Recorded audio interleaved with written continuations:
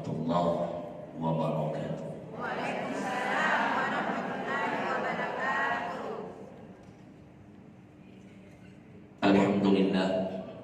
Alhamdulillahilladzi anzala as-sakinata fi qulubil mu'minina liyazdadu imanan ma'a imanihim. Allahumma salli ala sayyidina Muhammadin wa ala alihi wa sahbihi ajma'in. Subhanaka la ilma lana illa ma 'allamtana innaka antal alimul hakim. Subhanaka la hawla wa la quwwata illa billahil aliyyil 'azim. Hadirin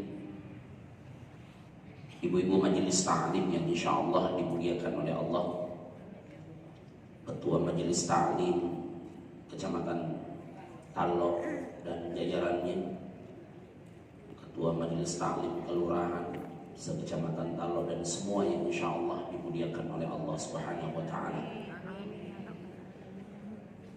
Sebelum saya lanjut supaya lebih kenal, nama saya Muhsin Ramlan. Jadi tadi kan Suci Ramlan yang tidak pakai Muhsin ya. Kalau Ramlan nama bapak saya, nama saya Muhsin ya. Muhsin Ramlan, tidak apa-apa. Biarlah saya yang meluruskan. Tidak apa-apa juga sebut Ramlan karena bapakkunya ya. Saudara sama Ola Ramlan ya. Hadirin yang insyaallah dimuliakan oleh Allah, alhamdulillah, itulah kalimat pujian kita kepada Allah sebagai rasa syukur kita atas nikmat yang Allah titipkan kepada kita semua.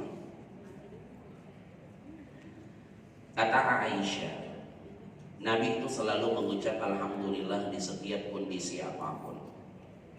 Kondisi dalam hidup ini cuma dua, sesuai harapan dan tidak sesuai harapan.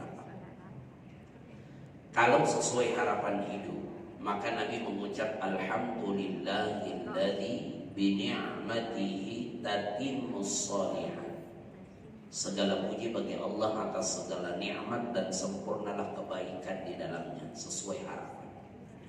Kalau tidak sesuai harapan, Nabi mengucap alhamdulillah ala kulli hal. Segala puji bagi Allah atas setiap situasi. Ini bagus dibikin status. Jadi yang selalu buat status di medsos, kalau lagi galau tidak sesuai harapan, tidak usah ketik sembarang. Cukup ketik alhamdulillah ala kulli hal. Ditahu itu berarti lagi tidak sesuai harapan hidupnya. Cuma kalau ada yang buat status begini, yang baca jangan terlalu banyak komentar karena lagi tidak sesuai harapan. Nanti kurang bagus balasannya ya. Tapi kalau ada yang buat status alhamdulillahilladzi bini'matihi tatimmus shalihat, Ketua BKMT Talok tulis status alhamdulillahilladzi bini'matihi tatimmus shalihat, komentar cepat karena ini sesuai harapan. Siapa tahu ada racun-racun. Hadirin yang insyaallah dimuliakan oleh Allah, begitulah dalam kehidupan ini. Kalau saya tatap wajah-wajah yang hadir hari ini, wajah-wajah mirip semua. Wajah-wajah banyak persoalan dan masalah. Tak satu pun manusia yang tidak dititipkan masalah dalam kehidupannya. Bohong. Dan tidak ada manusia yang tidak ada masalah dalam hidupnya, dan tidak ada manusia yang sama masalah hidupnya. Berbeda-beda. Begitulah Allah menguji dari setiap hambanya. Karena hidup ini tidak jauh beda seperti anak sekolah. Dari SD naik SMP diuji, SMP naik SMA diuji. Pertanyaannya, kenapa banyak orang yang tidak lulus dalam ujiannya? Pasti bukan karena soalnya yang salah, tapi karena salah jawabannya. Iya, soal tidak pernah bermasalah, yang bermasalah adalah jawaban. Sehingga apapun yang Allah ujikan dalam hidup ini tidak ada masalah. Yang masalah adalah ketika kita salah menjawab dan menyikapi dari setiap apa yang Allah takdirkan dalam hidup ini. Kok ada orang bahagia hidupnya, ada orang enjoy hidupnya, ada orang tenang-tenang saja. Apakah dia tidak dititipkan masalah dalam hidupnya? Dititipkan. Cuma dia pandai menjawab dari setiap apa yang Allah takdirkan dalam hidupnya. Makanya hadirin yang insyaallah dimuliakan oleh Allah, jangankan kita, nabi-nabi terdahulu pun untuk diangkat derajatnya bukan tidak dititipi kesulitan hidup, bahkan lebih sulit dari kita. Iya Bu? Siapa yang mengalahkan keketiran hidup Nabi Muhammad? Tidak ada umat Nabi Muhammad yang mengalahkan keketiran hidup beliau. Tidak ada umat Nabi Muhammad yang mengalahkan kesulitan dan masalah yang dihadapi oleh Rasulullah. Tapi beliau sukses. Nabi tiap hari dipuji atau dihina? Ujian atau hinaan? Hasilnya mulia atau hina? Hinaan itu mengantarkan orang pada kemuliaan. Pujian itu bahaya, mengantarkan orang pada kehinaan. Jadi jangan, sekarang dibalik, jangan senang dipuji, marah dicaci. Senanglah ketika dihina, marah ketika dipuji. Karena pujian tidak ada teruntuk manusia. Karena hati-hati kalau sering dipuji, bisa jadi dia hanya sulon aja. Ada di mauna. Karena sekarang banyak rasul merajalela, raja sulo. Iya, hati-hati. Bisa jadi dia jadi bunglon. Makanya kemarin saya buat status. Mencari manusia yang seutuhnya akhir-akhir ini sulit. Karena sulit membedakan yang mana manusia seutuhnya, mana manusia yang seperti bunglon. Tahu bunglon? Menyesuaikan keadaan. Selalu cari aman. Allah ini kok kamayan nih. Kalau di depan tak sok baik. Pokoknya di mana saya baik. Pernah di kota aku dimaki. Ini yang harus dijaga. BKMT tidak ada yang bunglon. Kenapa? Karena tiap bulan disirami dengan siraman rohani. Itu pencerahan kalbu. Sehingga kita mulai terjaga. Makanya mana lebih hebat? Menerima atau memberi nasihat? Menerima. Kenapa lebih hebat menerima? Karena orang yang pandai menerima, dia akan belajar memberi. Orang yang pandai memberi, belum tentu dia pandai menerima. Ada orang pandai memberi masukan, tapi kalau dia diberi masukan, dia nangis. Ada orang pintar mengkritik, tapi kalau dia dikritik, dia balon. Tapi belajarlah dulu menerima. Makanya BKMT itu saya lihat belajar selalu menerima dari setiap apapun. Sehingga kebaikan itu suami istri, ibu dikasih masukan sama suami, terima. Jangan egois. Dikasih tahu sama suaminya, Ma, bersyukur kok rajin ke majelis taklim. Dengan sebuah harapan satu, ada perubahan sikap. Ini saya lihat lama BKMT tidak ada perubahan, stagnan ji.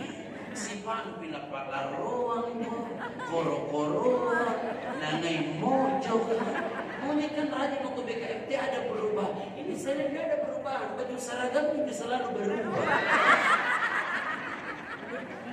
Iya toh? Terima. Yang kedua saya lihat seharusnya dengan rajinmu ke majelis taklim ada nambah ilmu sama imanmu. Tadi Ibu Ketua bilang, lalunya dengan begini kita bertambah ilmu, nambah ilmu dan imanmu. Ini saya tidak ada yang bertambah. Asal ada komunitas saking cicilan dia bertambah. Nah karena tahu dia kata itu kau dibayar. Ini orang egois ini. Terima. Yang ketiga Mas, saya lihat tuh hidupmu selalu menampakkan sesuatu yang tidak sesuai kenyataan. Tahu? Maksud saya, hati-hati orang yang hidupnya selalu menampakkan sesuatu yang tidak sesuai dengan kenyataan. Contoh, dia orang tidak mampunya begitu, tapi lebih hebat hikayatnya daripada kondisi kehidupan. Jangan memaksa. Jangan suka memaksakan sesuatu, menampakkan sesuatu yang sebenarnya tidak begitu kenyataan hidup. Santai makin. Makanya hari ini ada 5 kiatnya. Kiat menghadapi masalah tanpa masalah. Tidak tahu jika apa karena bertambah di masalahnya. Memang 1 bulan hilang masalahmu, tapi bulan depan harus kau bayar bunga. Iya toh? Yang pertama apa? Siapkan hati yang cocok dengan keinginan dan yang tidak cocok dengan keinginan. Karena mustahil kalau semua keinginan akan tercapai. Ada dalam hidup ini keinginan yang tidak tercapai. Betul? Tapi hati harus siap. Karena apapun yang terjadi itu Allah yang menakdirkan. Santai saja. Orang yang hatinya siap menerima sesuai dengan kenyataan, orang yang hatinya siap menerima apa yang terjadi sesuai harapan atau tidak sesuai harapan, maka insya Allah hidupnya akan selalu bersyukur. Itu hati. Makanya santai saja. Sambil kembali kepada Allah. Wa asa an takrahu syai'an wa huwa khairul lakum. Wa asa an tuhibbu syai'an wa huwa syarrul lakum. Al-Baqarah 216. Kalau ada yang baik dalam hidupmu, kalau ada yang buruk menimpa hidupmu, jangan dibenci, jangan menyesali, karena bisa jadi itu yang terbaik dari Allah, cuma caranya beda. Kalau ada yang baik dalam hidupmu, jangan terlalu bangga, karena bisa jadi yang baik menurutmu justru itu malah petaka dari Allah, ujian terberat. Jadi menikmati kehidupan ini, apapun yang Allah takdirkan itu yang terbaik. Intinya itu. Karena Allah yang maha tahu, manusia tidak tahu apa-apa. Contoh, ada orang sampai umur 45, bapak-bapak belum menikah. Setelah keluar dari rumahnya di umur 46 tahun, baru Allah ijabah doanya. Keluar dari rumahnya, ada yang mengejar-ngejar dia sampai dapat. Anjing. Kakinya digigit anjing, masuk rumah sakit, dijahit. Dia bilang dalam hatinya sembari dijahit kakinya, ya Allah, apa maksudnya? Masa saya minta jodoh anjing yang pada. Ternyata kembali ke ayat tadi, belum tentu yang buruk itu buruk. Bisa jadi buruk tapi itu yang terbaik. 2 minggu dirawat di rumah sakit, rahasia takdir terbuka, merawat jodoh. Tapi kalau ada kata belum menikah, aja bagi kasih tahu, suruh suku cari anjing. Artinya apa? Untuk meraih sebuah manisnya hidup harus tahu bagaimana rasanya pahit. Bagaimana bisa tahu rasanya manis kalau tidak tahu rasanya pahit. Dan bahagia hidup itu tergantung rasa. Rasa orang beda-beda, tidak bisa dipaksakan. Mungkin menurut dia dengan segitu dia sudah bahagia karena dia orang yang pandai bersyukur. Ada orang nanti berlebihan baru dia mengatakan dirinya bahagia. Rasa bahagia itu kan tergantung rasa masing-masing. Contoh, kue lapis. Saya kasih dengan ibu, dengan satu kue lapis yang sama dengan ibu yang berbeda. Sepotong untuk ibu, sepotong untuk ibu. Ibu ditanya, gimana kue lapisnya? Manis. Yang satu bilang, agak pahit-pahit sedikit. Apakah saya harus memaksakan ibu bilang manis? Padahal yang satu bilang manis, padahal dengan kue lapis yang sama. Tidak bisa. Rasa orang beda-beda dan tidak bisa dipaksa. Penilaian orang berbeda akan hidup ini. Jadi, untuk menjadi orang yang bahagia dalam hidup ini, untuk menjadi orang yang bahagia dalam hidup ini, belajar dulu bersyukur. Ya kan? Bagaimana supaya bisa menjadi orang yang bersyukur?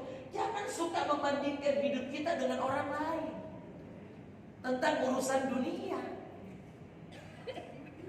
Saya tidak pernah merasa bangga ketika ada orang mencuri-curi tahu hebat ini tahu anaknya, tahu anaknya. Karena begitulah Allah menakdirkan, tidak ada manusia yang sama rizki hidupnya, titik. Tidak usah pusing, porsi kebahagiaan Allah sudah atur masing-masing. Maka kian supaya menjadi orang yang bersyukur, menerima dari setiap apa yang Allah takdirkan dalam hidup ini, jangan suka membandingkan hidup kita dengan orang lain tentang urusan dunia. Jangan. Bagaimana supaya menjadi orang yang bersyukur? Lihat yang kita punya tapi orang lain tidak punya. Jangan suka lihat orang lain punya, kita tidak punya. Tidak bisa kita jadi bersyukur. Kita punya saudara adik tak kaya, suaminya pengusaha. Kita kodong gajinya suami kita cuma 5 koma. Tanggal 5 koma, tanggal 10 kipi. mungkin kita jauh lebih bahagia daripada dia. Minta maaf, mohon maaf kalau ada kejadian kasus.